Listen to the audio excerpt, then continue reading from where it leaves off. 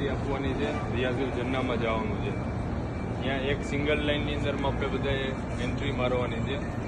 તમારા બધાનું લિસ્ટ મારા હાથમાં છે. ત્યાં તમને એક પછી એક કાઉન્ટ કરીને એક જણાને કાઉન્ટ કરીને અંદર જન્નતની ક્યારીમાં નમાઝ પઢવા માટે જવા દે.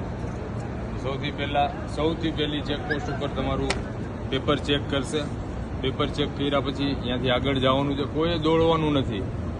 બધી પબ્લિક દોડતી છે, આપણે દોડવાનું નથી. આખા ગ્રુપે સાથે રહેવાનું છે. કારણ કે પહેલી ચેકપોસ્ટ ઉપર ચેક થયા પછી બીજી ચેકપોસ્ટ ઉપર એક જણાને વ્યવસ્થિત ગણીને ચેક કરીને આગળ જવા દે.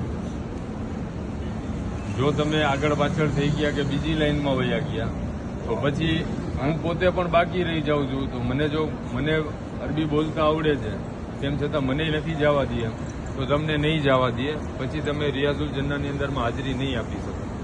પછી તમારે પર્સનલ અપોઇન્ટમેન્ટ મળે તો તમે જઈ શકશો. એટલે બધાએ એકી સાથે રહેવાનું છે, એક જ લાઇનમાં રહેવાનું છે. કોઈ છૂટા નથી પડવાનું. આપણી લાઇનની અંદરમાં બીજા કોઈ બહારના વ્યક્તિ આવીને ઊભા ન રહી જાય એની ખાસ ધ્યાન રાખવાનું.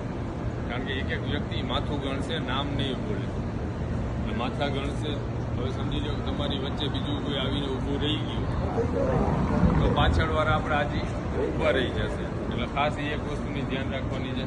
પહેલી ચેકપોસ્ટ ઉપર ચેક કર્યા પછી જવા દેશે. બીજી લાઇનમાં બીજી ચેકપોસ્ટ ઉપર ચેક કર્યા પછી એ લોકોએ બ્લોક સિસ્ટમ બનાવેલા છે. એક મોટા દાયરાની અંદરમાં એક બ્લોક છે, અહીંયા બધાને બેસાડશે. જે લોકોને અસરની નમાઝ પડવાની બાકી હોય અહીંયા નમાઝ પડી શકે છે મસ્જિદે નબવીની અંદરમાં. એ બ્લોકમાંથી ઊભા કર્યા પછી આપણને જ્યારે એન્ટ્રી કરાવશે ત્યારે આપણે જ્યારે મસ્જિદે નબવી જે જૂની મસ્જિદે નબવી છે એની અંદરમાં એન્ટ્રી કરશું.